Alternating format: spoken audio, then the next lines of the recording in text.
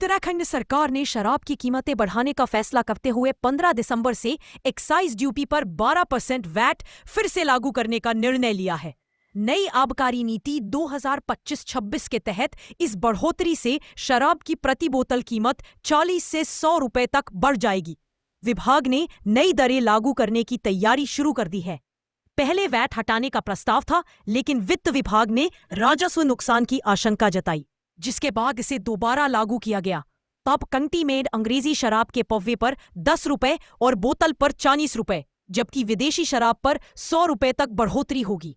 विशेषज्ञों का मानना है कि पहले से ही महंगी शराब वाले उत्तराखंड में यह बढ़ोतरी उपभोक्ताओं और होटल बार संचालकों पर अतिरिक्त बोझ डालेगी। हालांकि सरकार इसे राजस्व बढ़ाने के लिए आवश्यक कदम बता रही है।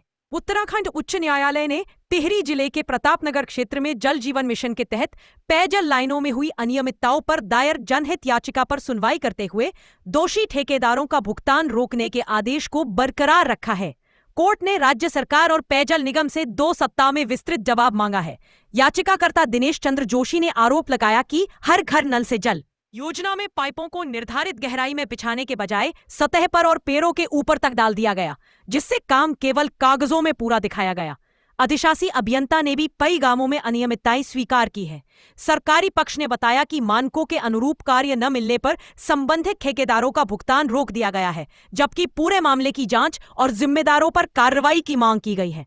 इस वर्ष सामान्य से अधिक कड़ाके की सर्दी की संभावना को देखते हुए उत्तराखंड आपदा प्रबंधन विभाग ने सभी जिलों को सतर्क रहने और ठोस तैयारियां करने के निर्देश दिए हैं।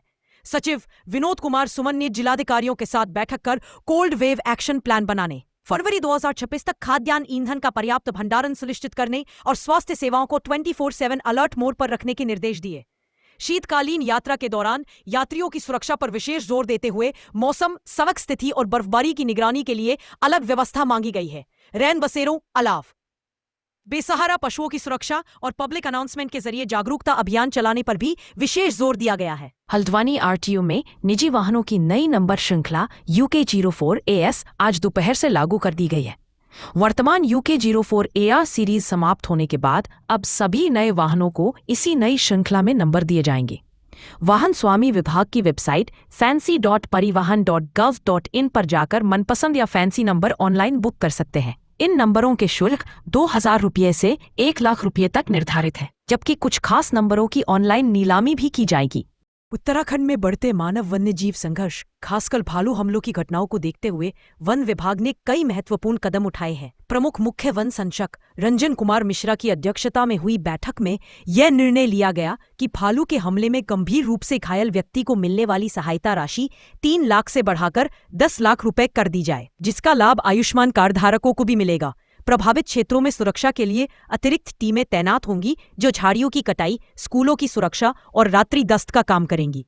भालुओं को बिना नुकसान पहुंचाए दूर भगाने के लिए बियर स्प्रे खरीदे जाएंगे। रुद्रप्रयाग में भालू गतिविधि को देखते हुए स्कूल समय 1 घंटा आगे बढ़ाया जाएगा और वन कर्मियों को गांवों में रात में रुकने एवं नियमित गश्त के निर्देश दिए गए हैं। साथ ही fox light, bush cutter, solar light आदि उपकरण खरीदे जाएंगे और जिलाधिकारियों के साथ मिलकर खुले कूड़े के निस्तारण पर सख्ती बरती जाएगी, ताकि वन्यजीव आबादी वाले क्षेत्रों की ओर आकर्षित न हों।